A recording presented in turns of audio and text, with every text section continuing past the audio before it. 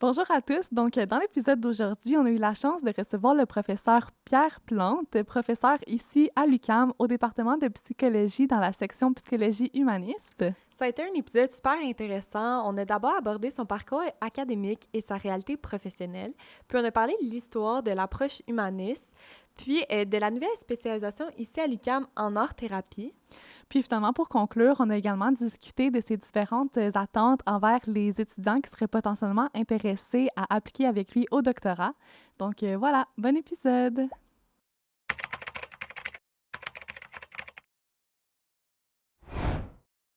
Bonjour, Monsieur Plante. On est super content de vous recevoir aujourd'hui au podcast. On sait à quel point vos horaires sont chargés, donc ça représente vraiment beaucoup pour nous que vous acceptiez d'être présent aujourd'hui. Ça me fait plaisir. Donc, aujourd'hui, on est principalement intéressé à aborder le sujet de l'art-thérapie avec vous, puisque c'est vraiment une de vos expertises. Par contre, avant de plonger dans ce sujet, on aimerait en apprendre un petit peu plus sur votre parcours académique. Donc, si vous pouviez prendre un petit peu de temps pour nous parler de vos études universitaires, dans le fond, ça a été quoi votre cheminement pour vous rendre où est-ce que vous en êtes aujourd'hui? OK, c'est un parcours assez sinueux, dans le sens que moi, j'arrive du domaine des arts et de la musique. Donc, vers l'âge de 23 ans, 24 ans, après avoir pratiqué, surtout à ce moment-là, c'était la musique de manière, je dirais, semi-professionnelle. On envoyait des démos dans les compagnies de disques et tout ça. Oh, wow. Mais la musique, à ce moment-là, devenait plus comme une entreprise. Bon, c'est le plaisir de la création, le plaisir de créer ensemble, se remplacer tranquillement par des obligations de travail, de financières. Aller en studio, ça coûtait une fortune à l'époque, dans les années 80. Là. Maintenant, on a beaucoup de studios à la maison, mais dans les années 80, il fallait 3 000 4 000 $. Aujourd'hui, j'imagine que c'est peut-être 10 000 12 000 $ si on fait l'équivalent en argent. Là. Bref, pour des jeunes de 18 ans, 19 ans, 20 ans, c'était très cher. Puis l'argent, les amitiés, ça ne marche plus. Okay. Donc, à 23, 24 ans, je sentais que j'avais fait le tour un peu de ça. Et je jouais quand même avec des gens qui ont fait des carrières assez impressionnantes par la suite, qui étaient dans les top 10 à l'époque, dans les radios et tout ça. Mais j'avais le sentiment que j'avais atteint ce que je voulais là-dedans. Et c'est là que j'ai commencé à entendre parler d'art-thérapie, de musicothérapie. Là, on est en fin 80. Personne ne connaissait ça à ce moment-là, ou presque au Québec. C'était vraiment par hasard que j'entends parler de musicothérapie dans un programme à Vancouver. Et à Montréal, c'était un peu les Impatients, le centre Les Impatients, qui faisait un peu la manchette. Donc, alors, je me dis, bon, c'est peut-être une avenue qui m'intéressait.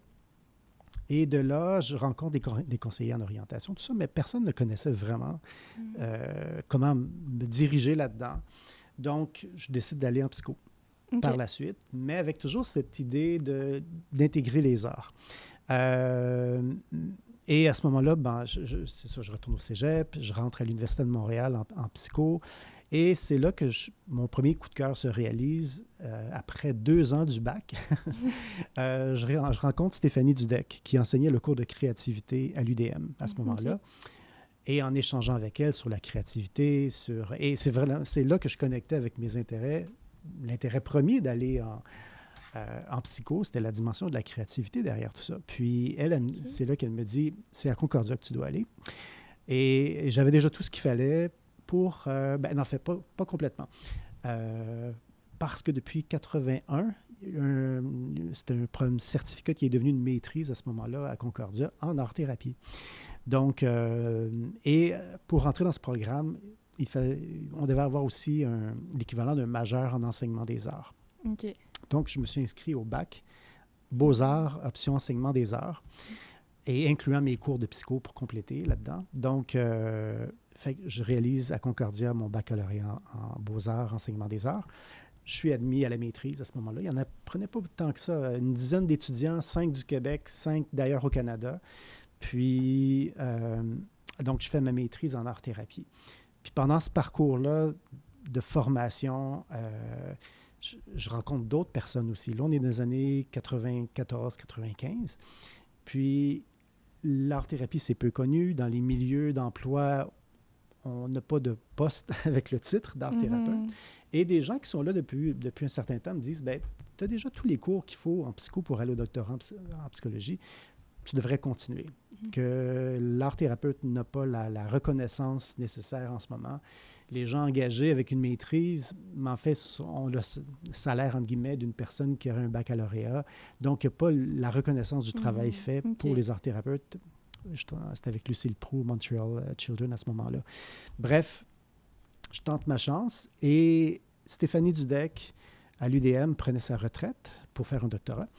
Je m'intéressais à la créativité. Donc, il y avait Stéphanie Dudek. Il y avait un autre professeur, j'ai un blanc de mémoire, à l'Université Laval, qui s'intéressait à la créativité. Et il y avait René Bernèche à l'UQAM. Donc, 3 profs qui avaient un intérêt sur ce que je voulais, moi, ce que je pouvais envisager comme poursuite d'études au doctorat à ce moment-là. Puis, j'ai rencontré ces 3-là, mais la plupart disaient « je prends ma retraite, je ne prends plus personne ». Mais René Bernèche avait encore cette ouverture. Et par chance, j'étais admis avec René à l'époque pour faire mon doctorat avec lui, qui était aussi une sommité dans le domaine de la créativité, option humaniste. À l'époque, ici au département, c'était la section psychodynamique humaniste. On s'était joints ensemble. Donc, j'ai fait à ce moment-là ma demande, j'ai été admis, j'ai fait mon doc. Donc, au final, c'est ça. On pourrait dire l'équivalent, parce que j'ai fait aussi une autre année à l'UQAM en psycho pour finir le baccalauréat en psycho. Donc, c'est un peu l'équivalent d'un bac en psycho, un bac en beaux-arts, une maîtrise en art-thérapie et le doctorat en psychologie. Mais tout ça avec le plaisir. Parce que c'était un plaisir. J'ai fait ma thèse sur l'art-thérapie. Pendant ce temps-là, je collaborais avec Dr Julien dans Hochelaga Maisonneuve pour le premier service de pédiatrie sociale où, pour la première fois, Dr Julien avait décidé d'utiliser l'art-thérapie auprès des enfants et des familles. Et aujourd'hui, je pense qu'ils sont près d'une 60aine de centres de pédiatrie sociale au Québec et ça fait partie maintenant du modèle. Donc, je suis content aussi, pendant mon parcours, d'avoir créé des postes d'art-thérapeute dans les centres de pédiatrie sociale. Puis, et mon doctorat portait un peu aussi sur cette dimension-là. Donc, c'est ça. C'est un peu mon parcours que j'ai fait pour en arriver par la suite quand René Bernèche a pris sa retraite et un poste était offert pour prendre la relève des cours que lui avait créés. Et déjà, René s'intéressait, oui, à la créativité, mais il avait déjà aussi créé un autre cours qui s'appelait à l'époque Base psychologique de l'intervention médiatique, que j'ai changé de titre parce que les étudiants arrivaient dans ce cours-là aux études supérieures en disant « on va parler des médias, l'intervention dans les médias ». Non, c'est pas ça. Médiatiser veut dire médiatiser via un moyen d'expression, tout ça. Donc, le titre a été changé et depuis, ce cours a éclaté en plusieurs cours parce que c'était un cours d'introduction. Puis, de 1, il est devenu 4. Et là, avec la spécialisation en art-thérapie, il devient 8 cours, en fait. Mais ça, c'est un autre sujet, j'imagine. Oui, mais on va certainement l'aborder tantôt. Puis là, dans le fond, vous avez mentionné, en fait, que vous avez fait votre doctorat en psychologie humaniste, si j'ai bien compris. Puis on le sait aussi que vous êtes spécialisé ici à l'UQAM en humanisme. Puis dans le fond, je me demandais si vous pourriez donner un peu les grandes lignes de qu'est-ce que c'est la psychologie humaniste pour les gens qui sont un peu moins familiers. Donc, je sais que c'est très large, mais si... en fait, qu'est-ce qui vous a attiré de cette approche-là, si on veut? Je pense que c'est le travail avec la clientèle, avant tout. Le travail avec les gens. Dans le sens qu'à l'UDM, à l'époque, c'était un petit peu le discours habituel de la guerre entre les écoles, la non-reconnaissance des approches un peu plus traditionnelles comme la psychanalyse et la dominante des approches un peu plus en neuro, les approches TCC, tout ça. Par la suite, ma formation en art-thérapie revenait aux sources un peu de l'orientation psychodynamique, mais mon premier superviseur en art-thérapie était l'approche humaniste, avec un intérêt pour les autres approches. Mais à ce moment-là, quand on travaille avec la clientèle, quand on voit le genre d'enjeux qu'ils nous apportent et la symbolique qu'ils utilisent dans les créations, les enjeux familiaux non résolus, les éléments inconscients non résolus, nous amènent spontanément à revaloriser l'importance des conceptions développementales et de la place de la psychanalyse. Donc, oui, UDM, un peu plus neuro-TCC, même entre parenthèses, j'ai pensé aller en neuro à un moment donné. Wow, quand même 2 champs très différents. Oui, parce que le domaine des arts, on a une vision très tridimensionnelle. Hein. Dès qu'on fait du modelage, la peinture, on a une conception du corps. Et je trouvais que j'avais une facilité dans les cours de neuro à avoir une conception de la structure du cerveau, tridimensionnelle, tridimensionnalité, ce qu'on appelle la pensée visuelle. Donc, j'avais une facilité pour ce domaine-là. Mais évidemment, les arts étaient mon coup de cœur.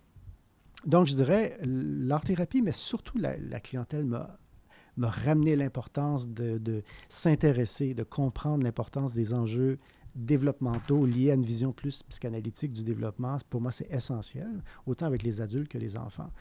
Et par la suite, s'est ajouté le travail en milieu dans Hochelaga-Maisonneuve en pédiatrie sociale où la conception, je dirais, communautaire systémique est importante.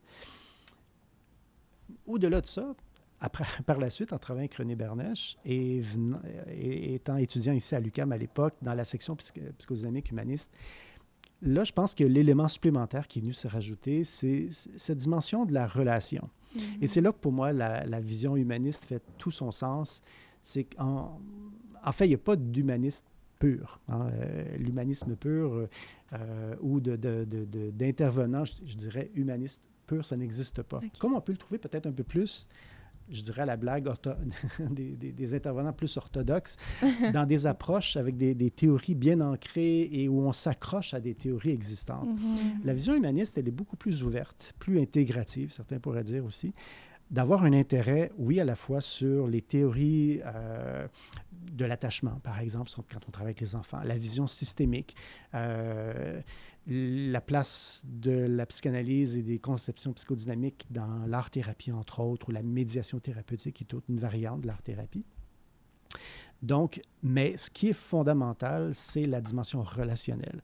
Ce que maintenant on commence à nommer étant les facteurs communs. Okay. Quels sont les facteurs communs dans le sens qu'ils viennent influencer la qualité de l'intervention? Et on sait qu'avec la recherche, et là mon collègue Marc-Simon Drouin pourrait vous donner un peu plus d'informations à ce sujet-là, mais parce que c'est vraiment son dada sur l'efficacité thérapeutique, et de s'apercevoir que les approches de manière générale ont à peu près le même taux d'efficacité.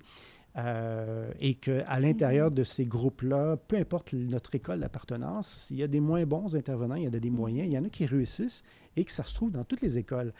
D'où l'intérêt de certains auteurs comme Wemple ou Norcross, entre autres, qui ont écrit sur la question d'efficacité. Mais qu'est-ce qui se passe et pourquoi, peu importe l'approche, on a à peu près les mêmes taux de succès finalement. Et la question des facteurs communs, à ce moment-là, prennent le dessus. Et les facteurs communs, c'est là l'appartenance, je dirais, ou le lien avec la vision humaniste des choses, où on a toujours mis, si on revient à des auteurs comme Rogers, entre autres, dans cette vision plus américaine de l'approche humaniste, c'est de mettre en lumière les éléments propres à l'authenticité dans la relation. De jouer faux en relation, le client va le savoir. N'embarquera pas dans un processus. Il y a plusieurs points, je pense qu'il y a 14-15 points qu'on appelle les facteurs communs, qui sont des facteurs que l'approche humaniste défendait depuis longtemps en disant la théorie est importante. Mais selon certains auteurs, ça équivaut à peu près à 10 de l'efficacité thérapeutique, que 90 c'est la qualité de la relation et de l'investissement autant du client que du thérapeute dans le travail qu'ils vont faire ensemble. Et ça, malheureusement, on passe à peu près 13 ans de formation aux études supérieures, incluant le bac, où on aborde à peu près juste 10 de l'efficacité thérapeutique parce que le 90 concerne pas mal qui on est comme individu. Puis, et que ce 90 %-là, c'est un peu des qualités qu'on a comme personne. Oui, on peut les travailler, on peut les améliorer, mais c'est des éléments qu'on aborde très, très peu.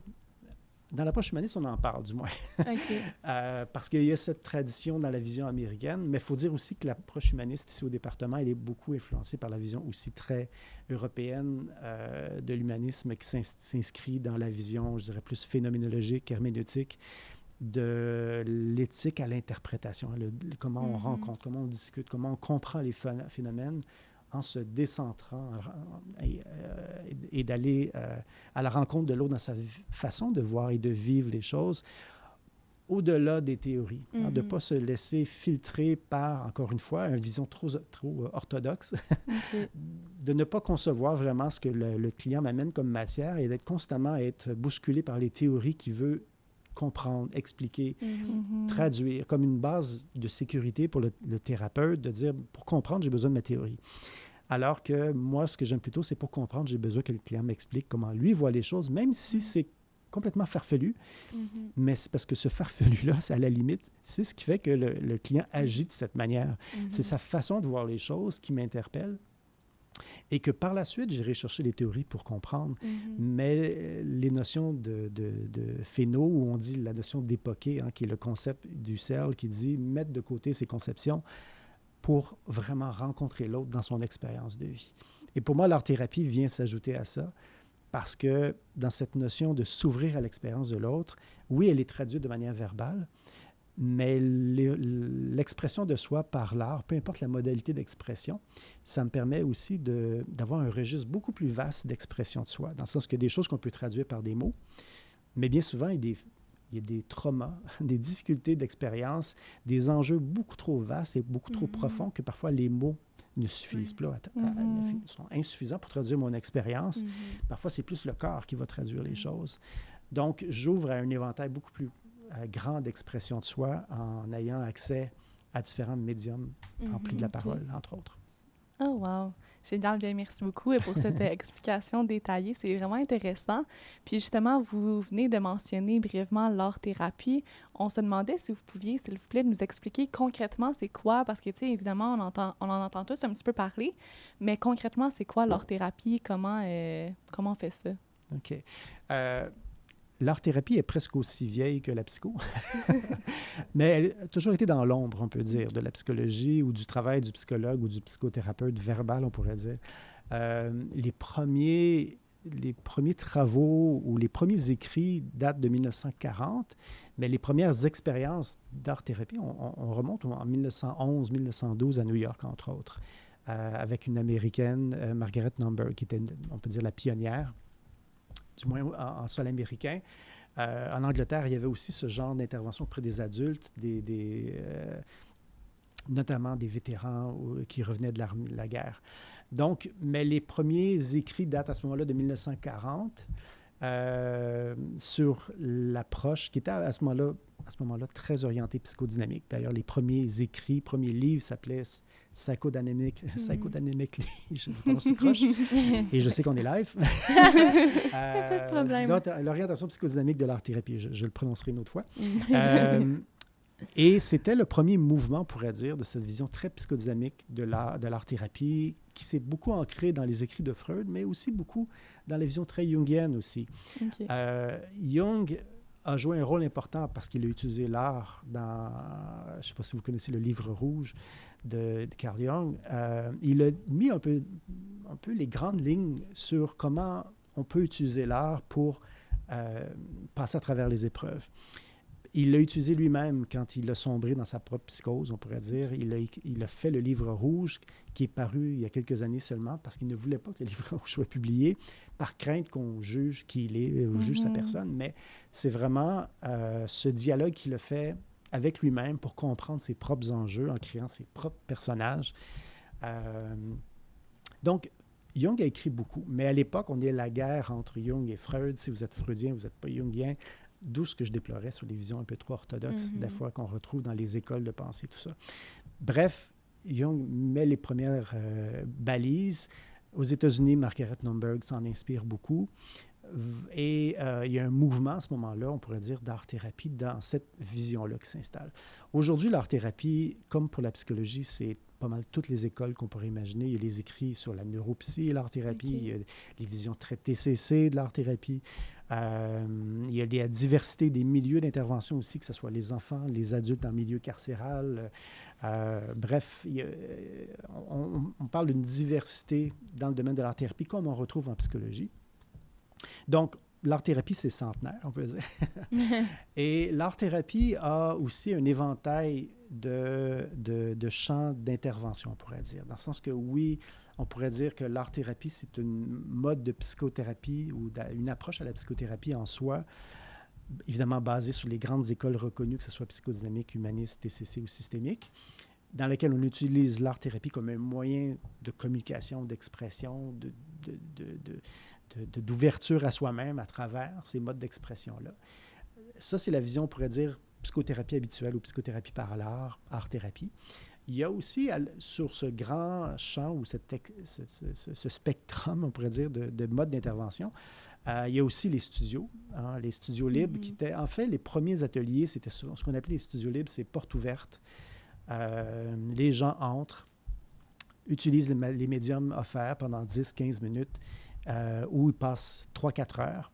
C'était en fait la première forme d'intervention par l'art parce que souvent les premiers artistes engagés à faire de l'art-thérapie dans les hôpitaux psychiatriques dans les années 40, 50, 60, à l'époque où les gens étaient internés à long terme, c'était ça aussi l'art-thérapie à ses origines, c'est porte ouverte, studio libre. On pourrait comparer maintenant à ce que les impatients font. En centre de jour, porte ouverte. Les gens vont passer quelques heures, quelques minutes, peuvent passer toute la journée s'ils le veulent. À l'origine, dans les hôpitaux psychiatriques, c'est ce qu'on réalisait. OK. Cette façon de faire existe encore, beaucoup pratique, ce qu'on appelle les studios libres. Ça porte aussi différents noms maintenant. Porte ouverte, ça peut être les fameuses ruches d'art aujourd'hui. Les ruches d'art qui ont été initiées à Montréal. En anglais, on les nomme Art Hive. Et ça a été initié à Montréal. Maintenant, je pense qu'il y en a près de 250 à travers le monde. C'est au Japon, c'est un peu partout. Wow. Mais l'initiative, c'était fait ici à Montréal par un professeur de Concordia. Ce n'est pas de la psychothérapie. Hein. C'est vraiment intervention, groupe, vision plus sociale, communautaire, empowerment. Permettre à des gens d'un quartier de se réunir dans un espace, de se rencontrer. Donc, la dimension sociale est là. Des fois, c'est donner aussi une voix ou une parole à des gens qui ne l'ont plus. Là. Et le studio libre peut se pratiquer aussi dans les écoles primaires. Un intervenant qui veut travailler avec des groupes, avec des adolescents, pour qui l'approche de la thérapie verbale, ce n'est pas la première chose qu'il souhaite faire. Donc, c'est souvent une première façon d'entrer en contact avec un jeune qui pourrait vivre des difficultés et pour qui s'asseoir dans un bureau avec un psy, c'est pas sa tasse de thé, pour le moment du moins. Alors, avec une approche dite de studio libre, ça nous permet d'aller rencontrer des gens en difficulté ou des jeunes en difficulté, si on pense aux écoles, puis, et de faire une amorce, hein, de créer ce lien. Hein. Je remets l'accent sur l'importance de la relation, dans une vision très humaniste des choses. Donc, on commence à créer un lien ou apprivoiser l'espace. Et éventuellement, cette personne pourrait faire une demande d'intervention en individuel ou participer à des groupes, parce qu'on peut dire le troisième volet, ce sont des groupes, mais des groupes plus structurés avec des objectifs précis. Donc, on peut imaginer 10 séances avec un groupe fermé de 7-8 personnes qui partagent la même problématique, que ce soit le trouble alimentaire, par exemple, des choses comme ça. Donc, vous avez studio libre, vous avez des groupes, groupes fermés, groupes ouverts, en continu. Comme moi, j'ai fait des groupes de diade par enfant au Montreal Children à l'époque, où les parents venaient travailler la relation, la qualité d'attachement par enfant pendant 10 séances, tout organisé, planifié. Donc, c'est un groupe fermé. Et oui, l'art-thérapie est réalisée de manière individuelle, encore une fois, selon une diversité d'approches qu'on peut avoir recours. Je peux vous donner un exemple précis là-dessus. Un des stages que j'ai fait à l'époque où j'étais étudiant en art-thérapie à Concordia, c'était à Pinel, à l'Institut Pinel, en milieu carcéral. Bien qu'eux disent que ce n'est pas un milieu carcéral, c'est un hôpital psychiatrique. Et j'étais dans l'unité des adolescents.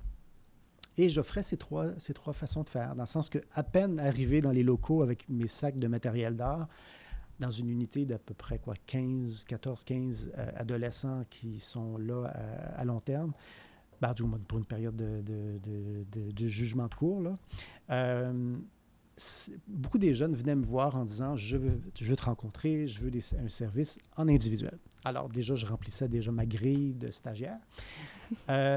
D'autres, je ne voyais pas du tout. D'autres qui ne venaient pas me voir, mais déjà, j'avais du travail pour faire de l'art-thérapie, psychothérapie de manière individuelle.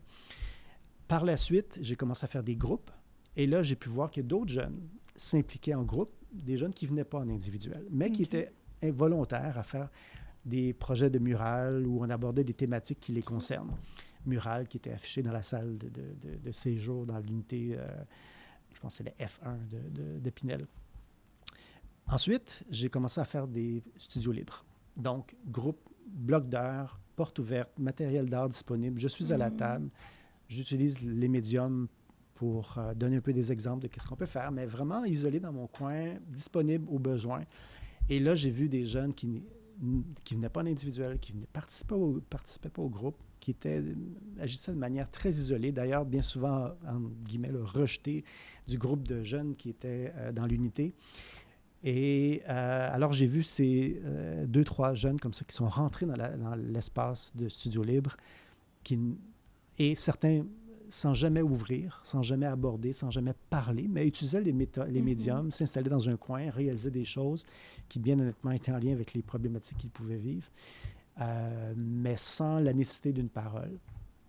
Et je me souviens d'un jeune, entre autres, qui est entré dans cet espace et, au bout de quelques semaines, a demandé à me rencontrer en individuel. Donc, c'est vraiment, je trouve, l'art-thérapie dans un contexte comme ça, de studio libre, me permet de créer des espaces de rencontre que la thérapie verbale ne peut pas faire. Parce que, pour toutes sortes de raisons, il y a des jeunes qui vont refuser, ou des adultes ou des enfants, là, qui ne se sentent pas prêts, mais qui vont entrer dans un espace...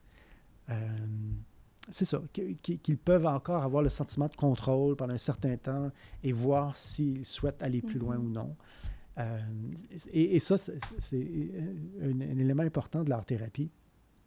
C'est que la personne, effectivement, garde le contrôle. Dans le sens que, en thérapie verbale, je raconte ce que je vis et je dois me commettre à les nommer, à les dire, ou je vais être dans le silence, ou peu importe.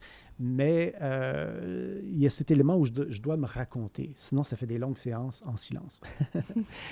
En art-thérapie, la personne peut être active. Peut dessiner, peut peindre, peut utiliser des codes de couleurs, peut utiliser les symboles qu'elle veut pour traduire ce qu'elle vit. Par contre, c'est exprimé, mais ce n'est pas traduit. Autrement dit, tant que la personne n'est pas dans le souhait de vouloir me partager sa création, la signification de sa création, c'est que cette personne-là garde encore le contrôle. Donc, c'est exprimé, mais ce n'est pas traduit encore. Elle a encore le pouvoir de dire, en thérapie, par exemple, tu sais, la toile que j'ai faite ou le dessin que j'ai fait il y a 4 séances par le passé, là, j'aimerais ça que tu la ressortes parce qu'il y a des choses que je n'ai pas dites là-dessus encore. Donc, et ça, c'est un des avantages de l'art-thérapie aussi, c'est la permanence des créations. Un client, et je me souviens à Pinel, mon superviseur qui était psychiatre à l'époque me disait, un des problèmes qu'il a avec les adolescents, c'est qu'ils sont toujours à nier ce qu'ils disent la séance précédente. Donc, de dire à un jeune, tu me parlais de telle chose la dernière fois, puis le jeune va dire, ben, je t'ai jamais dit ça, tu inventes des choses, et ça va nulle part. C'est la confrontation. Et je me souviens, ce psychiatre, lors des rencontres de supervision, me disait, ben, c'est fascinant l'art-thérapie pour ça, parce que le jeune ne peut pas nier ce qu'il a fait. Il a sa signature sur l'image. Et la création, elle est là. Alors, lorsqu'on réalise des vernissages, moi j'appelle ça des vernissages, lorsqu'on sort sur les murs les 10, 12, 15 séances qu'on a réalisées ensemble de manière chronologique, bien, les images ont aussi quelque chose à nous raconter. Et souvent, le client, qu'il soit adulte, ado, peu importe, va être touché par lui-même, par ses propres créations. Genre, je n'ai pas comme psy à être porteur de tout un tas d'histoires, à lui redonner en disant, tu sais, la première rencontre, tu sais dans quel état tu étais. L'image réalisée, bien souvent, est un peu le miroir de l'état qu'ils sont. Je me souviens d'un client avec qui j'ai travaillé où les premières images étaient tellement sombres, tellement noires, tellement, pour ceux qui connaissent les médiums, là, fusain, charcoal, parce que c'est ce qu'il avait utilisé les premières séances. Il était en dépression majeure. C'est ce qui l'interpellait. Il voulait traduire son ressenti. Effectivement, il a travaillé dans le noir. Et tranquillement, au bout de quelques séances, la couleur est apparue. Mais lorsqu'on met toutes les images au mur, eux-mêmes sont touchés par leur état. Et eux-mêmes vont aborder en disant, ben, je viens de loin, j'arrive de loin. Donc, je peux le verbaliser, je peux le dire comme psychologue et art-thérapeute, je peux nommer ces choses, mais je trouve que l'image elle-même est déjà tellement puissante et cette permanence des créations qu'on n'a pas en thérapie verbale est un avantage énorme parce que la personne, elle est... on dit souvent dans la thérapie, avant tout, c'est elle qui interprète ses créations et se laisse toucher par ses propres créations. Donc, c'est une rencontre à 3, l'art-thérapie. C'est le thérapeute, le client et l'œuvre qui est aussi porteuse de matière, d'où la notion de phénoménologie, d'interprétation multiple. On peut revenir. Une image nous parle et nous parle de manière nouvelle. Souvent, on peut réinterpréter une création qu'on aime ou qui nous touche en disant, c'est drôle, aujourd'hui, je la regarde puis elle me parle d'une autre manière. Et elle me parle de ma difficulté d'une autre manière. Bref, c'est un peu cette richesse, contrairement à une image qu'on pourrait interpréter de manière définitive, comme un diagnostic. avoir une vision un peu plus phénoménologique, c'est plutôt de respecter l'œuvre comme une entité, comme une personne à quelque part, et de la rencontrer comme une personne qui a des choses à nous raconter. Puis comment se laisser toucher par ça. Bien, c'est ce qu'on fait aussi en art-thérapie. On invite le client à ne pas voir des œuvres comme « j'ai fait ça, ça veut dire quoi? » Plutôt « mais j'ai fait ça, mais comment ça te parle aujourd'hui? » Ouais. Écoutez, c'est super intéressant, honnêtement. Je pense que vous avez clairement démontré l'importance de l'art-thérapie. Puis en fait, c'est ça qui m'amène à vous demander, en fait, de nous expliquer un peu. Je sais que vous avez mis, dans le fond, un nouveau programme, une nouvelle initiative ici à l'UQAM en lien avec l'art-thérapie au niveau... dans le fond, j'aimerais ça vous entendre en parler un petit peu plus. Vous saurez mieux que moi. Donc, qu'est-ce que c'est, puis à qui ça s'adresse un petit peu? Yeah. Ça, c'est pour répondre à un besoin, parce que dans une vie parallèle, je suis aussi président de l'Association des arts-thérapeutes du Québec depuis, je ne sais plus combien de mandats, ça fait depuis 96. À l'époque, j'étais étudiant et déjà, je m'impliquais dans l'association, donc ça fait près de 28 ans. ça se voit, oui. Et à l'époque, en des années 90 et dès la création depuis les années 80, comme partout ailleurs en Amérique du Nord, les États-Unis, Canada et un peu partout dans le monde, l'art-thérapie s'est toujours pratiquée de manière à l'image de ce qu'on fait en psychothérapie. Parce qu'à l'époque, avant la loi 21, qui est venue au Québec limiter l'accès aux ordres professionnels, avec formation spécifique, donnant accès au permis de psychothérapie qui est offert et qui est contrôlé par l'Ordre des psychologues. Donc, là, on est en 2008, 2009, 2010, 2012, à ces années-là, où l'application, c'est 2012, de la loi, qui est venue restreindre à ce moment-là le droit de pratique et l'usage du titre de psychothérapeute et l'acte de psychothérapie. Donc, on est en 2012, l'application de la loi, qu'on appelait à l'époque la loi 21. Maintenant, c'est la loi qui est de la gestion du permis et de l'acte de psychothérapie.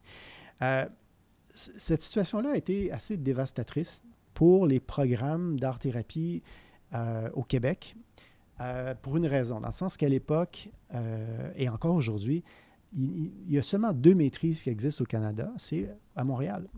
En fait, UQAT, qui est l'Université du Québec en Abitibi-Témiscamingue, qui a ses bureaux à Montréal pour l'art-thérapie, et Concordia, qui offre art-thérapie, et qui offre aussi d'autres modalités comme musicothérapie et dramathérapie, entre autres. Le problème avec ça, c'est la question d'un ordre professionnel. Les étudiants, aujourd'hui, qui diplôment de ces programmes de formation, le fait qu'ils ne sont pas membres d'un ordre professionnel qui donne accès au permis de psychothérapie, se sont retrouvés à ne plus pouvoir pratiquer ce qu'ils apprennent. On leur enseigne la psychothérapie par l'art, parce qu'en passant, surtout Concordia, comme je l'ai dit un peu plus tôt, la moitié des groupes, c'est des étudiants qui viennent d'ailleurs. Ils viennent des autres provinces canadiennes, même des États-Unis, pour étudier à Montréal. Ces programmes, bien souvent, pendant longtemps, étaient accrédités par l'Association américaine ou l'Association canadienne, donc impliquent la formation à la psychothérapie par l'art. Mais pour les étudiants québécois qui payent cher leur formation, qui terminent, mais qui restent au Québec parce que c'est leur espace de vie, mais ne sont plus en mesure de pratiquer ce qu'ils apprennent, ce qui est un non-sens à quelque part. Alors qu'en Ontario, à la même époque, on parle de 2006 jusqu'à 2012, là, cette période de travail, bien ça remonte à plus longtemps que ça, mais à peu près aux mêmes années, l'Ontario a fait un choix différent. Ils ont créé l'Ordre des psychothérapeutes compétents. Donc, au lieu de réserver la psychothérapie aux ordres existants comme au Québec, puis de contrôler ça par un ordre professionnel, ils ont créé une entité totalement différente et ils ont été beaucoup plus, je dirais, ouverts et inclusifs en disant, vous faites la psychothérapie, on veut savoir ce que vous faites, on va juger après ça de la pertinence de votre travail, mais on va vous accueillir puis on va évaluer ce que vous faites par la suite. Donc, l'Ontario a été beaucoup plus ouverte alors que le Québec était plus fermé en donnant le mandat aux ordres existants de gérer eux-mêmes. Et ce qui a eu pour effet de limiter. Il n'y a pas que les art-thérapeutes qui ont été coincés là-dedans, oui, les thérapeutes par les arts en général, mais les psychanalystes qui n'ont pas d'ordre professionnel se sont fait coincer. Donc, des gens qui passaient des années de formation dans les instituts se sont retrouvés, à moins d'être déjà membres d'un ordre professionnel. Donc, un philosophe qui a passé ensuite 10 années de formation à Zurich pour devenir psychanalyste, mais au Québec, il serait interdit de pratique. Guy Corneau, pour vous donner un exemple, qui est malheureusement décédé, mais que j'ai connu dans ces années-là où on se battait un peu ensemble, parce que lui était en désaccord avec la loi, mais disait, aujourd'hui, pour ceux qui connaissent Guy Corneau, qui ont vu le travail qu'il a fait, d'approche plus jungienne, mais toutes les écoles, les réseaux de travail pour les hommes en difficulté, les écoles liées à l'approche jungienne, entre autres, mais lui-même, avant tout, c'est un comédien de formation, mais qui a passé 10 ans à Zurich à être formé, et il vient ici, et on sait tout le travail qu'il a fait par la suite. Mais le même individu, aujourd'hui, serait un charlatan. Ou s'il pratiquait ce qu'il a fait, ou tous les écrits qu'il a fait, il serait interdit de pratique au Québec. Alors que partout ailleurs, et on sait l'impact qu'il a eu ici sur la santé mentale des Québécois, on pourrait dire. Bref, ça, si on parle de la période un peu noire, là, de 2012, l'application de la loi, l'effet sur les programmes de maîtrise en art-thérapie. Quand je vous parlais des ruches d'art, bien, les ruches d'art, c'est un peu une réponse à ça, parce que les ruches d'art, ce n'est pas de la psychothérapie.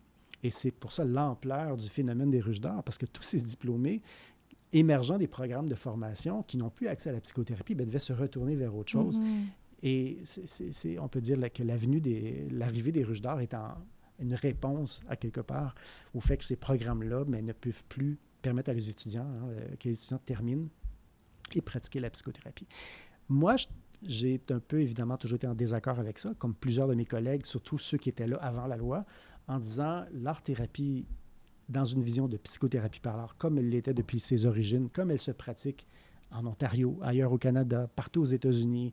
Elle fait partie du système professionnel en Angleterre, en Nouvelle-Zélande. On l'enseigne au Japon. J'ai été enseigné au Japon, en Thaïlande. Elle est enseignée dans une vision de psychothérapie par l'art. Le Québec fait figure malheureusement, de complètement se séparer de tout ce qui se fait ailleurs et c'est de priver la population québécoise de services mieux adaptés à leurs besoins, que ce soit des enfants qui témoignent de mutisme sélectif. Ce n'est pas la thérapie verbale qui va les aider, ces enfants-là. Non. Les nouveaux arrivants pour qui la langue, la parole, ce n'est pas le meilleur moyen de traduire, mais l'art est bien adapté pour les nouveaux arrivants. La même chose aussi pour les Premières Nations. Ça a été démontré que leur façon de concevoir le monde, bien souvent, l'art est mieux adapté à la rencontre sur le plan culturel des Premières Nations. Bref, l'art-thérapie a démontré sa pertinence, son efficacité dans plusieurs domaines et les clients habituels aussi, de toute manière. Donc, mais c'est de priver la population québécoise de services toujours mieux adaptés à leurs besoins ou à la diversité des besoins qu'on peut avoir en limitant ça à quelques ordres professionnels et des écoles déjà, on pourrait dire, limitées, en plaçant l'accent sur les écoles déjà reconnues, que ce soit TCC, psychodynamique et tout ça. Alors, c'est restreindre la diversité et la flexibilité de pensée. C'est de revenir à cette vision très orthodoxe des choses, bref. Alors qu'ailleurs, il y a cette ouverture à faire autrement, à être un peu plus flexible, à modifier, à s'adapter, puis à évoluer avec la société.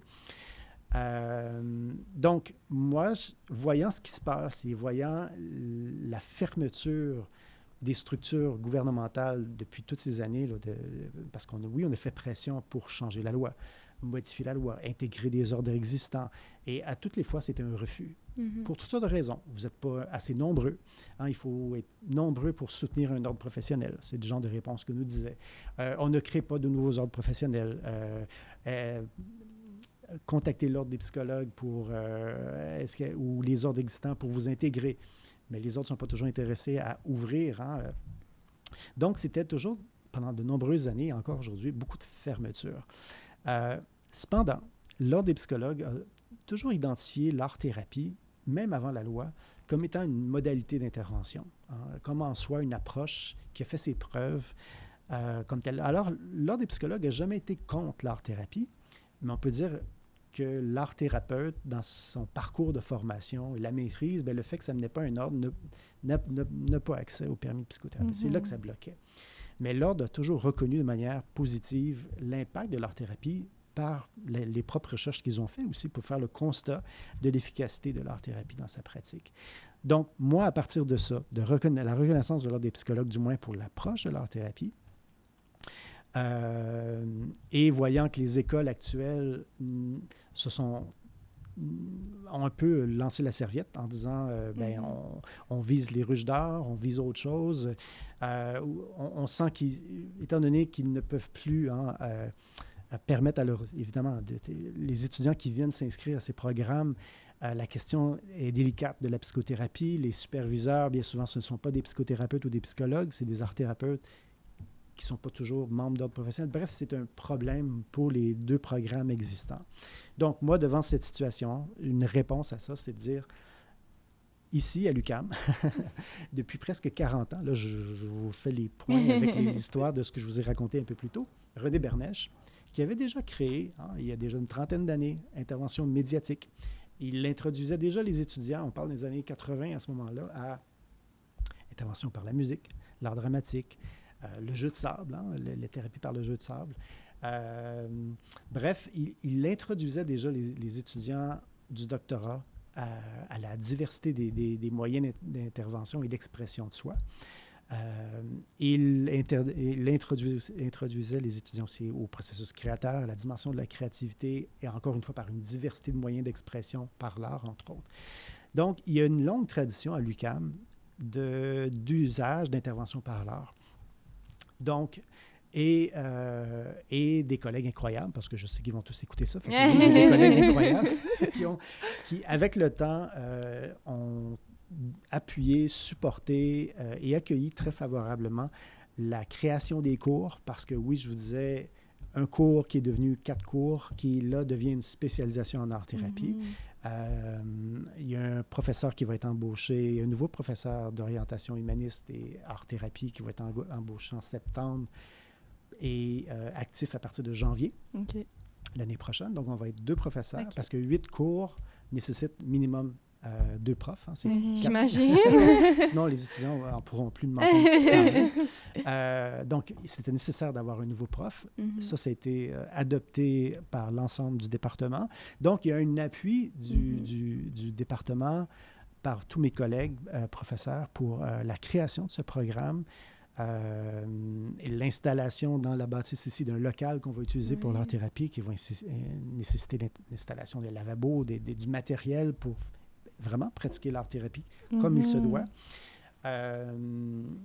Parce que oui, c'est ça. Cette spécialisation va permettre de changer un peu la donne en disant, moi, je crois à l'art-thérapie dans la vision surtout le bout du spectrum de psychothérapie par l'art, que les autres programmes existants ont beaucoup de difficultés maintenant à maintenir, à offrir, à moins que la personne soit déjà membre d'un ordre professionnel.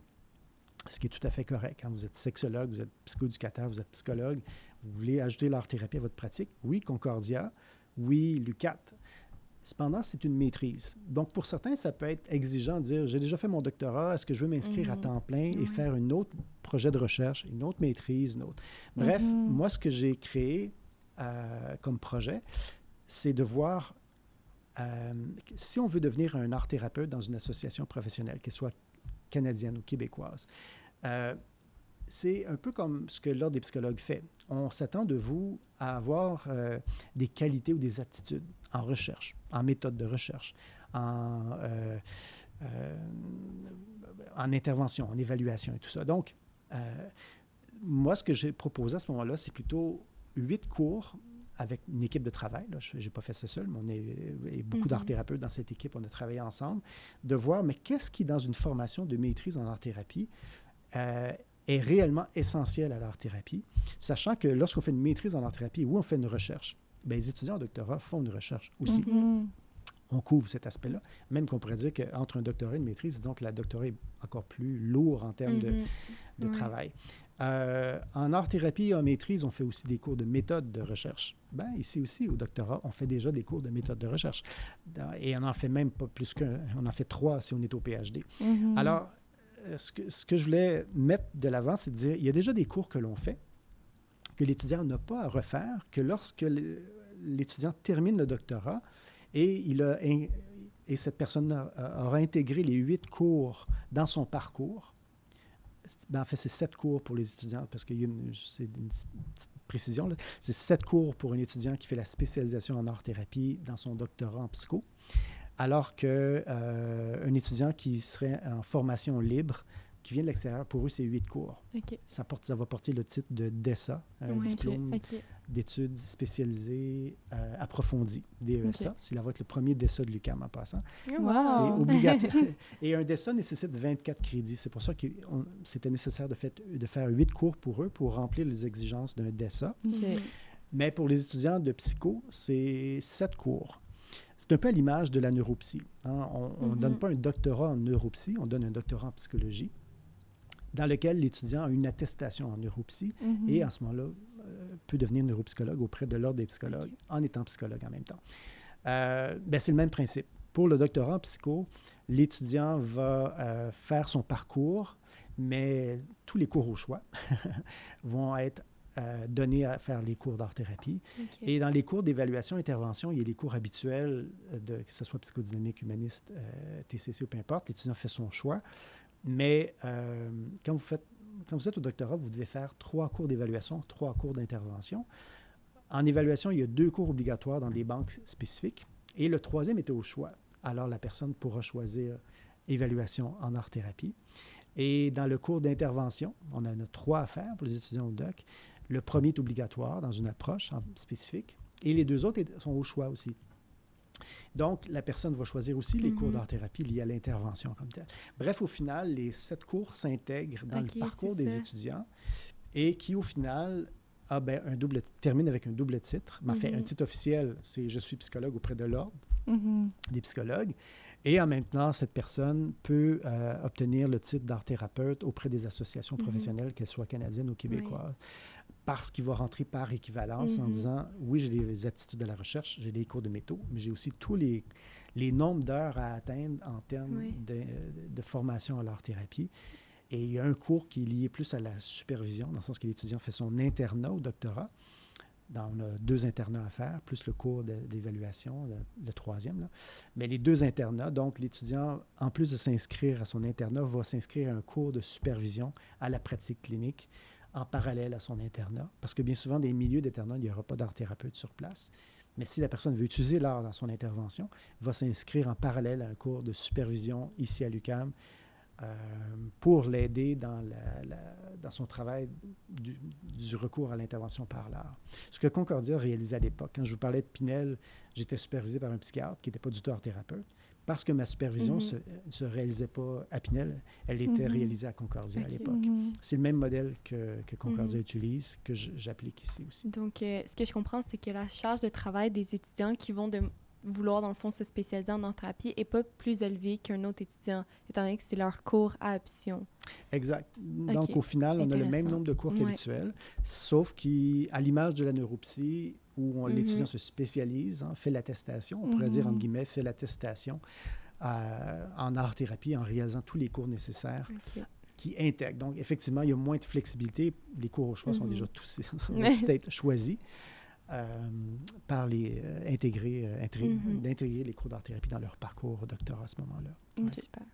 Wow, mais ça semble vraiment intéressant comme nouveau programme. C'est vraiment une belle initiative. Félicitations. Je pense que ça va réellement combler un besoin.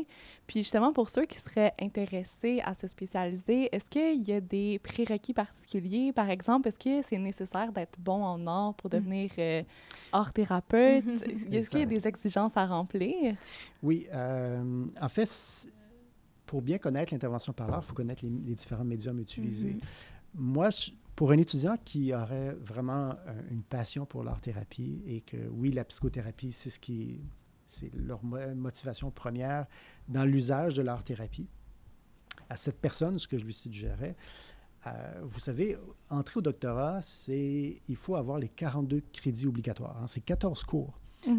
On a souvent l'impression que c'est un bac qu'il faut en psycho pour entrer au doctorat. Oui, dans le sens que ça vous prépare mieux, vous avez beaucoup plus de connaissances en psychologie, vous avez fait beaucoup plus de cours, mais pour un étudiant, que ce soit en neuro, par exemple, si vous avez une formation du domaine de la bio, dans lequel vous avez vos cours de psycho, mais peut-être que pour un prof en neuropsy, vous êtes un candidat fort intéressant parce que vous avez beaucoup plus d'expérience en bio qu'en psycho. Donc, mais l'important pour un étudiant, c'est de dire, il me faut au minimum les fameux 14 cours obligatoires qui font partie du majeur en psycho. Donc, pour moi, un étudiant, un candidat fort intéressant pour la spécialisation en art-thérapie, moi, ce que je suggérais à ce moment-là, c'est faites le bac si ça vous intéresse. Faites le bac en psycho au complet. Ça fait juste ajouter plus de matière à votre formation. Sinon, le minimum, c'est faire un majeur. Faites le majeur en psycho. Je sais que l'UDM l'offre, je sais que UQAM l'offre le majeur. Et à ce moment-là, de réaliser un certificat en art plastique, dans le but de connaître la diversité des médiums, comprendre les processus créateurs, une bonne compréhension de la dimension historique aussi, des mouvements artistiques, parce qu'on sait très bien que l'art-thérapie, dans son histoire, ben c'est un peu le parallèle entre l'art classique, qui représentait un peu la mythologie, le monde religieux, les nobles de l'époque. L'art était pas mal réservé à ce monde-là à l'origine. Mais la démocratisation de l'art, avec l'arrivée des différents mouvements artistiques et l'art moderne, c'est beaucoup l'expérience humaine et vécue individuellement, une façon de voir le monde que je traduis. Et donc, l'art moderne ou l'art contemporain est beaucoup dans cette sphère-là, l'expressionnisme. Donc, de comprendre que les mouvements artistiques étaient aussi en parallèle de la création de l'art-thérapie et de ce que la psychanalyse apportait aussi, le surréalisme, travailler sur les rêves. Donc, les artistes surréalistes se sont beaucoup intéressés à la dimension du rêve aussi. Bref, connaître comment les mouvements artistiques ont eu un impact sur la traduction des expériences personnelles et voir comment, justement, tout ça a influencé l'arrivée de l'art-thérapie, connaître les médiums, les processus créateurs. Bref, c'est essentiel parce que pour entrer dans les associations professionnelles, ben oui, il faut à ce moment-là avoir une formation en psycho et une formation en art plastique ou une connaissance des médiums plastiques. Comme pour ceux qui souhaiteraient aller en musicothérapie, il faut un bagage en musique, être qualifié soit en piano ou guitare. Donc, il y a des exigences spécifiques. Nous, pour le moment, à l'UQAM, on va s'intéresser à art-thérapie, art visuel.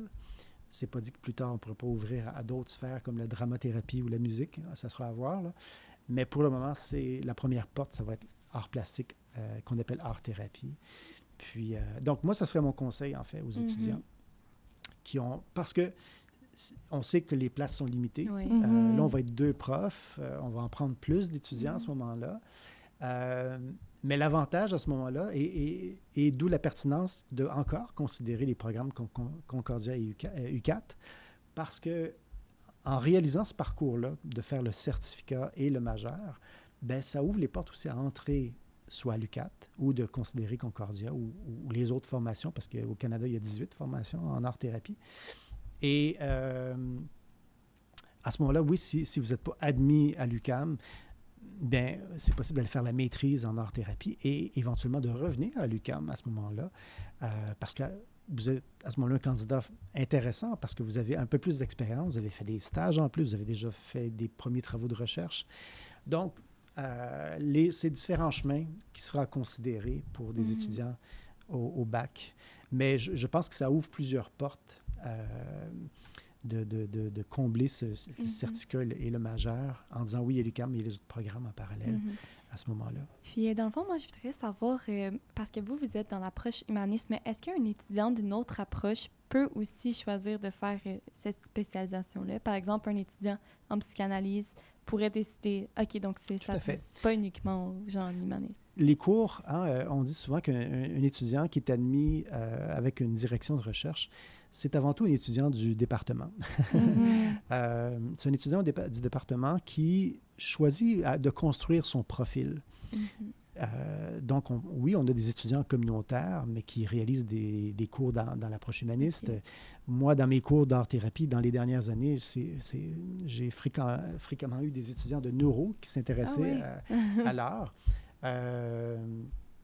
Donc, je pense que comme individu, on réalise un peu notre profil professionnel qu'on est en train de faire. C'est sûr que en collaboration avec notre direction de recherche, on voit un peu la pertinence de se diversifier de cette manière.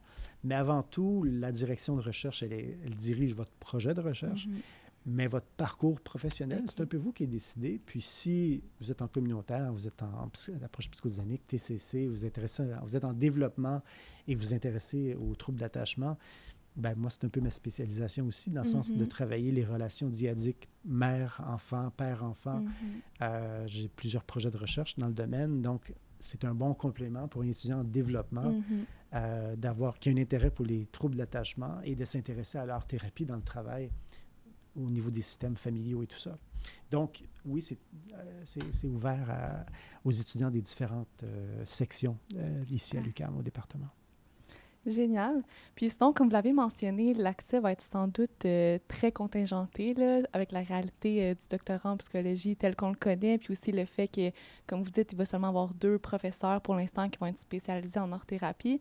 Donc, est-ce qu'il y a des expériences quelconques que vous, dans le fond, auxquelles vous apportez une certaine, vous accordez, pardon, une certaine valeur, par exemple pour les étudiants qui seraient intéressés à appliquer avec vous, qu'est-ce qui serait bon, dans le fond, dans leur CV? Quelles expériences pourraient-ils aller chercher dans le cadre de leurs études au baccalauréat ou dans leur certification en art aussi? OK. Déjà, un petit indice, j'ai créé un site qui s'appelle le latte.ca. Le laboratoire. Oui. Sur ce site, j'ai un onglet qui explique un petit peu mes critères de sélection. OK. Mais grosso modo, ce que je répète depuis plusieurs années à ce sujet-là, c'est oui, le doctorat est exigeant parce le baccalauréat est exigeant parce qu'on doit réaliser des cours spécifiques. Mais si vous avez un intérêt pour l'intervention par l'art, c'est bien de, lire sur le sujet, d'avoir une connaissance, idéalement de participer à certaines activités dans le domaine, d'aller voir l'Association des arts-thérapeutes, de voir les colloques, les journées de formation, dans le sens que si vous voulez passer 5-6 ans de votre vie par la suite et de faire un doctorat et faire de la recherche dans le domaine, j'imagine qu'il y a une passion quelque part, il y a une motivation chez vous. Alors, c'est une bonne chose d'aller voir différents milieux ou même de collaborer ou faire du bénévolat, à la limite, dans certains milieux, comme je parlais des ruches d'art ou les impatients, voir les endroits où on ne fait pas de la psychothérapie, mais où on peut recevoir des gens qui veulent offrir du temps. Parce que oui, si vous êtes passionné, j'imagine que la personne pourrait aller là. Mais pour moi, en tant que professeur, directeur de recherche, ce que j'aime des candidats, c'est les idées qu'ils ont, mais est-ce qu'ils ont approfondi aussi leur idée? Dans le sens que lorsqu'ils proposent une idée d'un projet de recherche, est-ce que cette idée qui se tient bien souvent sur 2 pages, là, est-ce que le problème qu'ils ont identifié est bien soutenu? Témoigne que la personne a lu sur le sujet, a été témoin de choses, voit qu'il y a peut-être une contribution. Hein. Un doctorat, c'est une contribution originale. Donc, de voir qu'il y a un élément sur lequel on pourrait pousser plus loin, de voir les lectures qui ont été faites sur le sujet. Donc, sur 2 pages, la personne est en mesure de mettre en lumière une problématique qui les intéresse, la faisabilité du projet en disant, bien, je travaille, je suis bénévole à tel endroit, j'ai participé à des présentations, des conférences ou des colloques sur le sujet, et il me semble qu'il y a quelque chose qu'on pourrait joindre entre, qui sait, on parlait de neuropsy et d'art-thérapie, mais il y a des bonnes questions à avoir entre ces 2 domaines-là. En passant, on peut faire aussi de la codirection. J'ai une étudiante actuellement où on est en codirection avec un professeur en neuropsy. Donc, il y a une manière de voir que si ça dépasse mes compétences à moi comme directeur de recherche, on peut aller chercher quelqu'un d'autre dans une autre section, que ce soit en communautaire, avec qui j'ai déjà travaillé aussi pour un projet avec les adolescents en milieu carcéral, les gangs de rue. Puis, mais bref, c'est ça, de voir que selon vos idées, selon vos projets, selon les différentes théories qui pourraient venir appuyer votre projet de recherche, mais de voir est-ce que je travaillerais seul avec vous, on peut travailler en équipe avec vous, puis voir les expertises de chacun. Mais moi, l'élément fondamental, c'est la qualité de la compréhension. Est-ce que l'étudiant a lu, comprend son projet, la faisabilité du projet? Donc, vraiment, oui, les notes sont importantes, mais à compétences égales, hein, les étudiants, bien souvent, ont pas mal des moyennes similaires. Donc, ce qui fait la différence, c'est êtes-vous prête? Parce que le doctorat, ça semble long, mais c'est très rapide à quelque part. Parce que dès la 2e année, il faut déjà s'inscrire à ce qu'on appelle la préparation à l'examen doctoral. Ce qui nous laisse 1 année seulement pour écrire un document d'à peu près 25 pages qui dit « Voici mon projet de recherche et je le passe à l'examen pour savoir si on l'accepte, ce projet, pour faire le doctorat par la suite. » Donc, 1re année, c'est l'écriture, on finalise l'idée. 2e année, on le soumet, on fait l'examen doctoral. Il nous reste les 3 dernières années pour faire le projet de recherche. Et donc, si on veut finir dans les temps, pas à la prolongation, Parce qu'un étudiant, oui, qui entre au département, a des excellentes notes, mais n'a pas d'idée, et va tergiverser pendant 2-3 ans, pas trop savoir ce qu'il veut, bien là, c'est le meilleur chemin pour faire un doctorat qui va durer 10 ans, là, parce qu'on fait juste patauger dans toutes sortes d'idées. Donc, moi, c'est comme ça que je sélectionne mes candidats sur le niveau de préparation, parce qu'à ce moment-là, ça accélère le processus. En fait, moi, je dirais à un étudiant qui a un bon dossier académique, mais ses idées ne sont pas encore assez solides, bien, pourquoi pas être étudiant libre pendant un certain temps? Continuer à avancer, pas perdre de temps. À ce moment-là, ses cours vont être crédités si éventuellement la personne est admise aux études supérieures.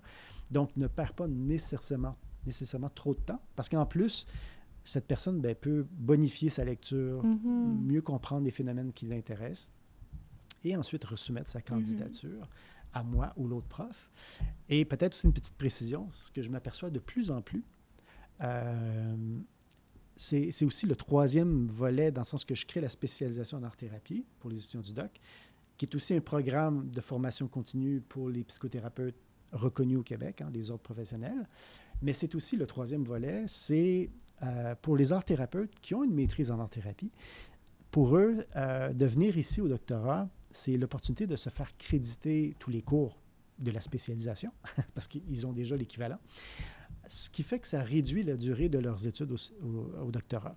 Donc, ce n'est pas un mauvais choix aussi de dire, je vais aller faire la maîtrise et éventuellement peut-être revenir au doctorat, parce qu'au lieu de faire un doctorat de 5-6 ans, la maîtrise, la plupart des cours de la spécialisation en art-thérapie ici à l'UQAM va être reconnus sous forme d'équivalence. Ça réduit déjà la durée des études. Et ensuite, il y a de mémoire un internat qui est retiré aussi. On reconnaît un internat de pratique qui a été fait en maîtrise en art-thérapie. Donc, c'est une année complète qui est retirée aussi. Donc, le 5 ans qu'on pourrait dire devient à ce moment-là 3 ans, ou si le 6 ans du PhD devient 4 ans à ce moment-là. Donc, ce n'est pas une perte de temps d'aller faire la maîtrise en art-thérapie. Au contraire, ils reviennent, ils reçoivent plein d'équivalences.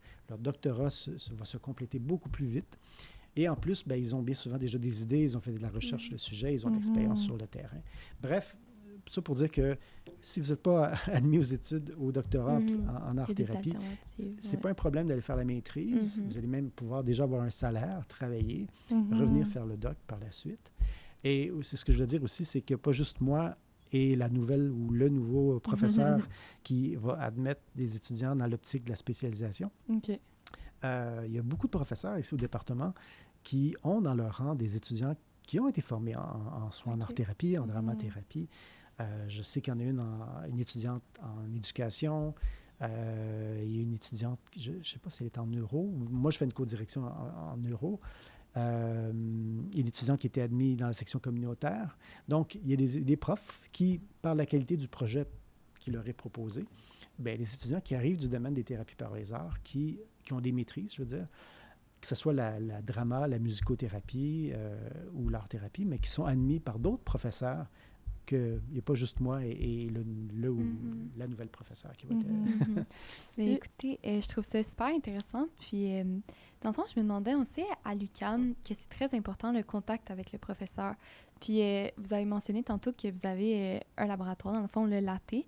Puis, je me demandais, est-ce qu'au baccalauréat, c'est possible pour un étudiant qui aimerait ça, par exemple, entrer en contact avec vous ou pour voir si votre manière de fonctionner, dans le fond, ça fonctionne ensemble? Est-ce qu'on peut vous écrire pour, par exemple, devenir assistant de recherche, quoi que ce soit? Est-ce que vous accueillez des gens au baccalauréat? Très peu. C'est souvent à la pièce. Soit sous forme de thèse de spécialisation, j'en ai fait quelques-unes par le passé, de reprendre une partie de matériel de recherche d'une étudiante du doctorat, par exemple, pour travailler là-dessus. Dernièrement, c'était aussi pour collaborer avec une étudiante du doctorat, donc de travailler l'aspect des verbatims, l'analyse des données, tout ça. Donc, c'est pas prévisible à l'avance, mais de voir quel projet on réalise et oui, est-ce qu'on a de besoin. Donc, j'ai toujours comme une petite banque d'étudiants qui m'ont écrit en disant, j'aimerais offrir du temps. Et à ce moment-là, on engage la personne étudiante du premier cycle mais je ne sais pas toujours à l'avance quel projet la personne pourrait travailler. Et parfois, c'est des bons matchs aussi entre des étudiants du bac qui ont des connaissances en particulier comme pour le projet, j'ai mentionné le projet qu'on avait en co-direction avec Jeanne Houle en communautaire. C'était un projet auprès des gangs de rue et on utilisait le slam auprès des gangs de rue.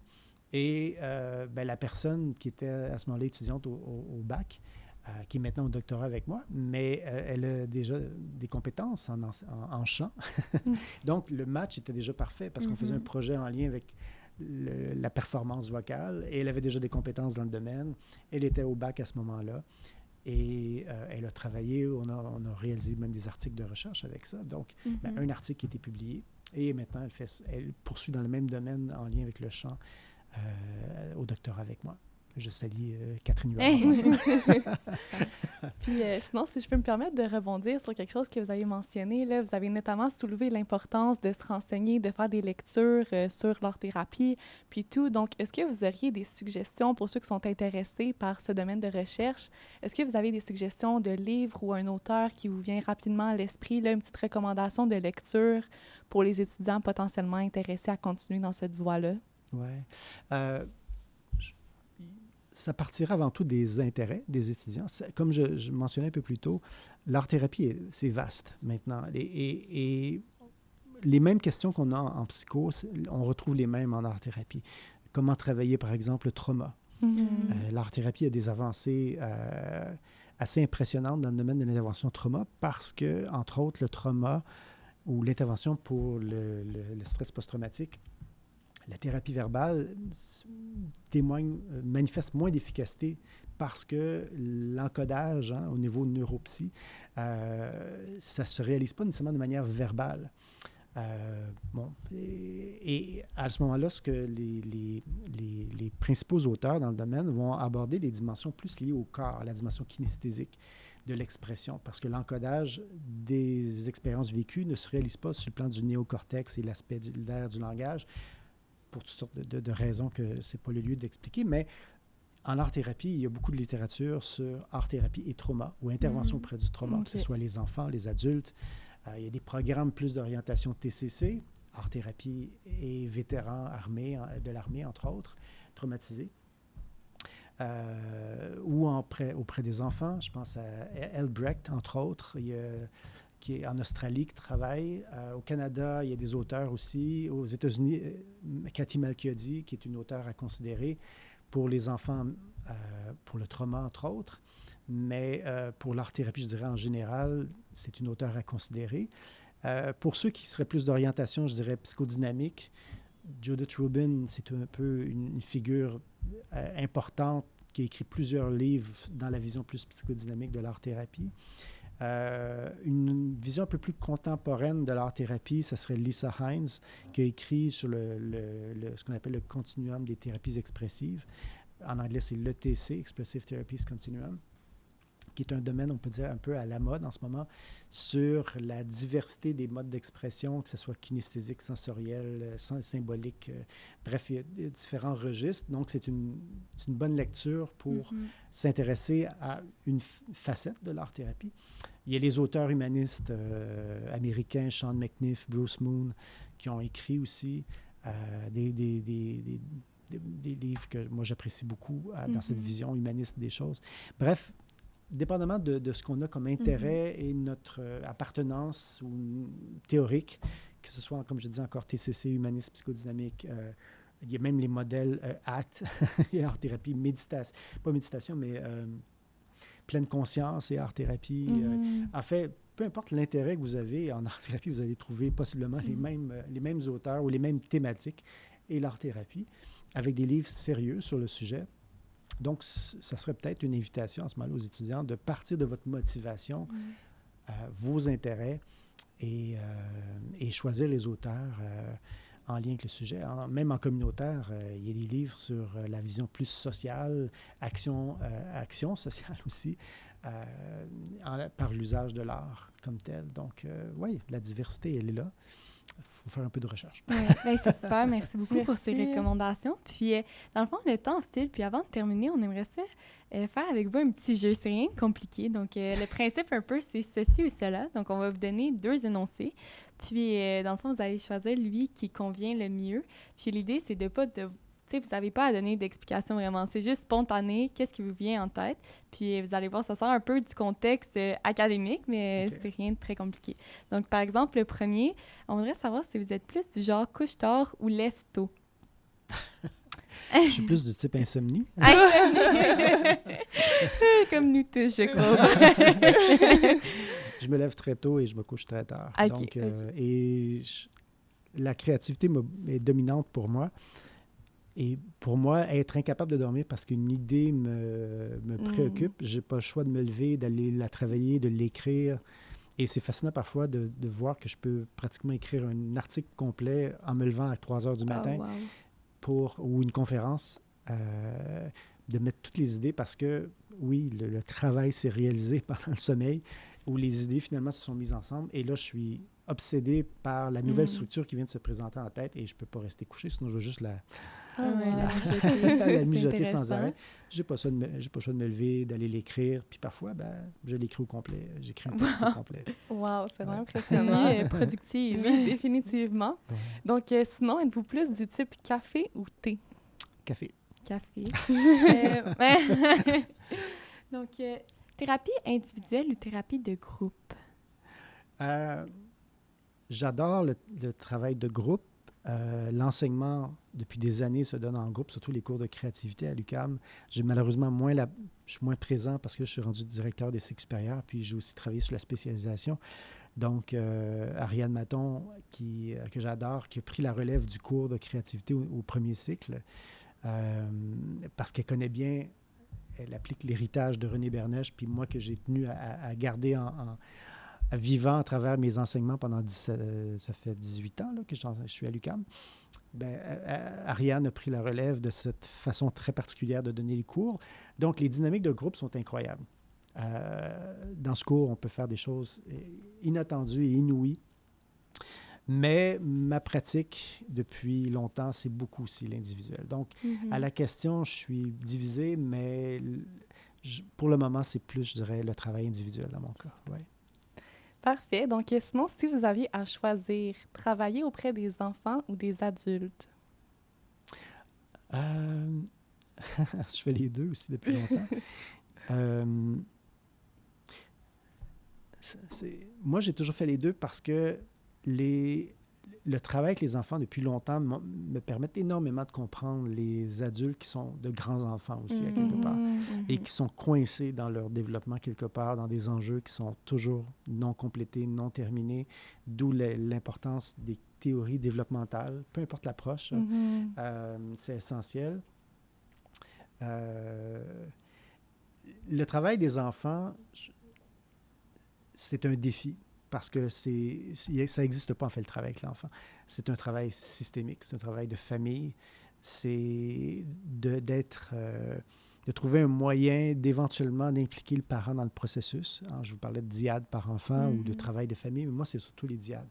Donc, je dirais le travail auprès des enfants, parce que malheureusement, beaucoup de psys ont peur de travailler et trouvent qu'il y a trop d'aspects, trop de la dimension légale, c'est complexe.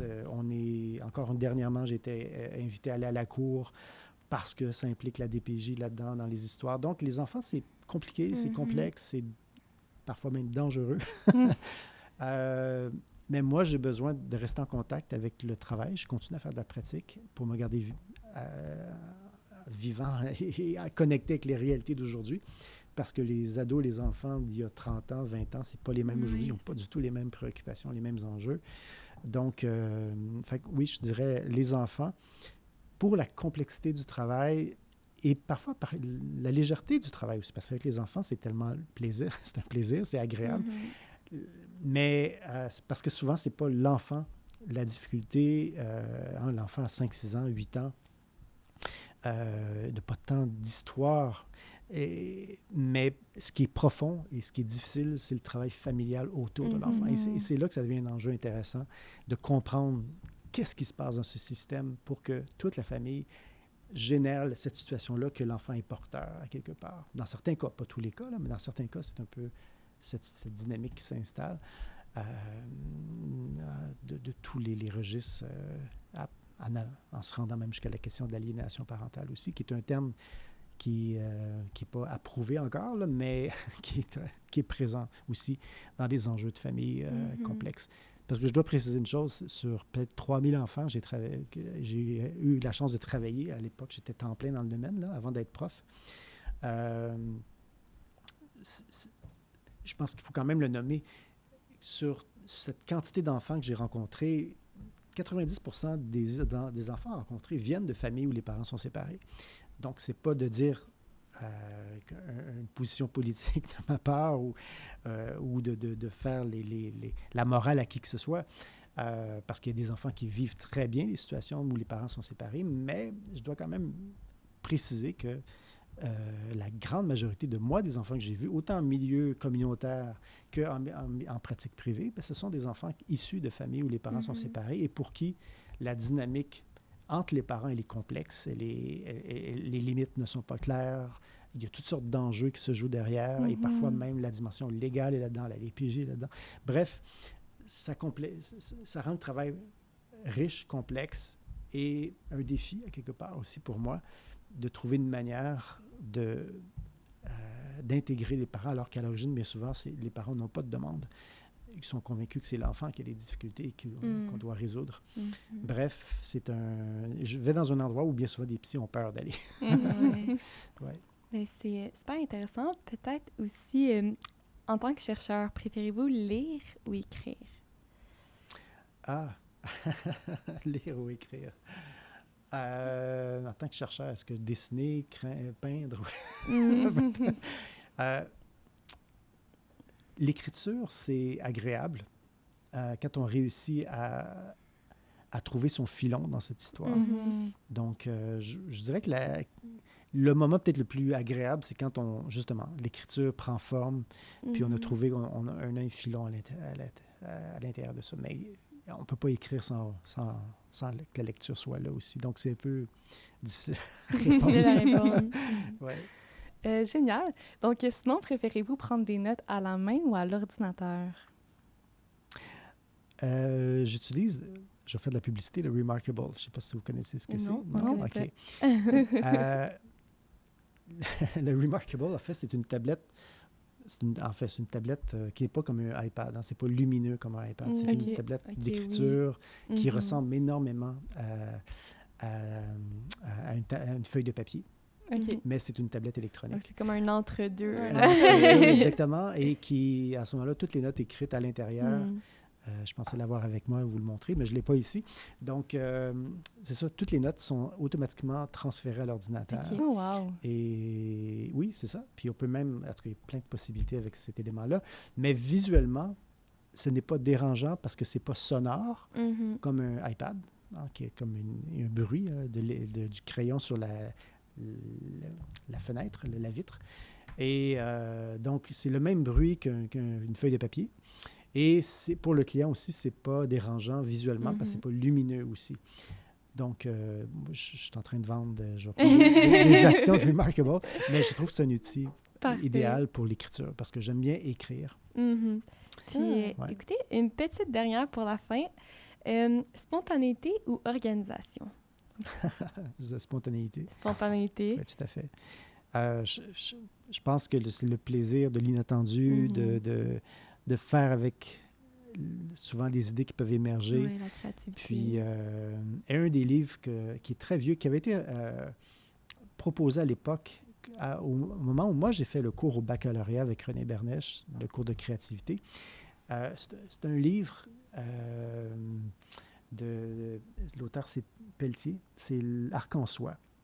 Et je pense qu'on peut le trouver encore dans l'usager quelque part, mais c'est un livre savoureux sur la prise de parole. Comment la prise de parole, c'est un acte d'improvisation. Comme ce qu'on vit en ce moment, ce que je fais là avec vous, avec vos questions, ce n'est pas un texte que j'ai lu. La prise de parole implique de tolérer, de ne pas savoir où je vais aller, ou le chemin, les idées. Hein, c'est ce qui terrorise bien souvent les gens anxieux qui ont beaucoup de difficultés à faire des présentations parce qu'ils ont besoin de rester collés à leurs feuilles. Ils ont besoin de lire leur texte, que tout soit prévu, planifié à l'avance. Mais la vie, c'est pas ça. La vie, ce n'est pas une vie, un chemin prévu, planifié. C'est pas des mathématiques. C'est pas logique. La vie, c'est de s'adapter avec flexibilité à tout ce qui se présente à moi. Et je pense que c'est ça le plaisir des échanges. Quand je rencontre quelqu'un, je ne sais pas où on va aller, mais nos échanges où on va se répondre l'un et l'autre, c'est un jeu d'improvisation. Je peux avoir des idées, je peux avoir des sujets, mais ça serait drôlement plate, et je reprends René Bernèche là-dessus, mais de faire un cours, et je pense que les étudiants peuvent répondre à ça aussi en disant un prof qui ne fait que relire ses notes ou relire les chapitres, au point que c'est tellement endormant que les étudiants ne se présentent plus en classe. Pour moi, ce qui est vivant, c'est partir de textes qu'on a lus ensemble, mais un peu la formule des séminaires au doctorat, mais à partir du texte, où est-ce qu'on va aller avec ce sujet-là? Comment on peut comprendre ce texte-là? Quel genre de questions vous avez? Donc, pour moi, le jeu... l'improvisation, il y en a qui vont penser que c'est quelque chose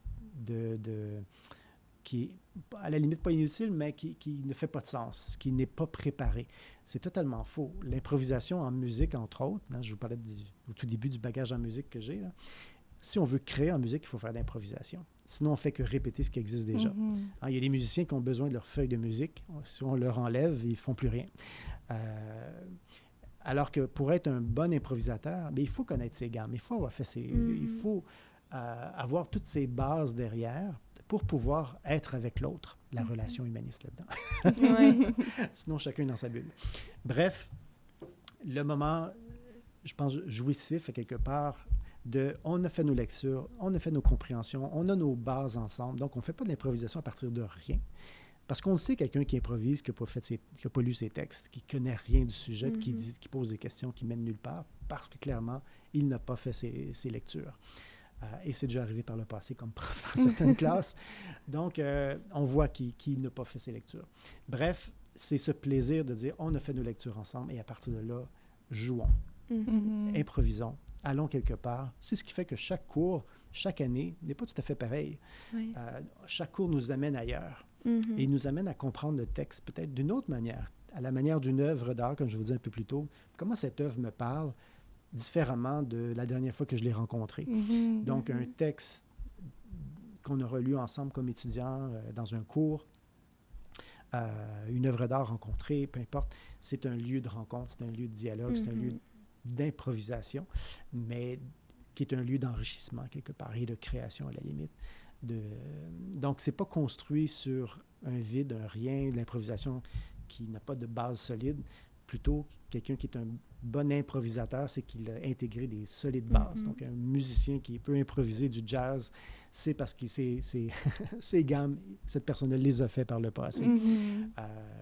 Donc, c'est ça. Je pense pour moi, l'improvisation va au-delà du technicien à ce moment-là, qui ne fait que relire ce qui est déjà fait et être obsédé par reproduire ce qui était déjà là, existant. On n'est pas dans la création, on est dans l'interprétation de reproduction à ce moment-là, plutôt que générer de la nouveauté. Bien, merci beaucoup d'avoir été de passage au balado aujourd'hui. Ça fut un réel plaisir de discuter avec vous, là, vraiment très enrichissant. Donc, merci beaucoup. C'est très apprécié. Merci pour vos réponses aussi généreuses. Puis je pense que ça va avoir permis aux gens d'apprendre à vous connaître puis à apprendre aussi à connaître l'art-thérapie et tout ça. Donc, c'est vraiment très apprécié. Un énorme merci. Merci à vous. Merci.